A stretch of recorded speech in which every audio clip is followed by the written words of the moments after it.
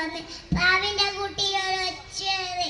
അയ്യോ, കുട്ടേപ്പാവിന്റെ മുട്ടകളെല്ലാം പൊട്ടിപ്പോയി. കുട്ടേപ്പാവ് ഉറക്കെ കരഞ്ഞു, കുറു കുറു കുറു കുറു. പാവം കുട്ടത്തിപ്രാവ്. അങ്ങനെ കുറേ ദിവസം കഴിഞ്ഞപ്പോ കുട്ടേപ്പാവ് പിന്നെയും മുട്ടയിട്ടു. എത്ര മുട്ട എന്നറിയാമോ? 10 മുട്ട.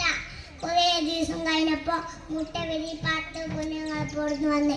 അങ്ങനെ കുട്ടേപ്പാവ് കുഞ്ഞുങ്ങളും സന്തോഷത്തോടെ കഴിഞ്ഞു. പെട്ടെന്ന് സദാ മഴ പെയ്തു. അയ്യോ, ഇടിയും മിന്നലും. അപ്പോഴതാ അങ്ങ് ദൂരെ മുട്ട പൊട്ടിച്ച കാക്കേന്റെ കൂടി അതാ വെള്ളത്തിൽ ഒലിച്ചു പോകുന്നു. പാവം കാക്ക നനഞ്ഞു കുളിച്ചു പാടി പറന്ന് കുട്ടേപ്പാവിന്റെ വീട്ടിലെത്തി. കുട്ടത്തിപ്രാവേ, കുട്ടത്തിപ്രാവേ, എന്റെ കൂടെ എല്ലാം വെള്ളത്തിലായിപ്പോയി. നീ എനിക്ക് പാർക്കാൻ സ്ഥലം തരുമോ? കുട്ടേപ്പാവ് നല്ല സന്തോഷത്തോടെ പാർക്കാൻ സ്ഥലവും കഴിക്കാൻ ഭക്ഷണവും നൽകി.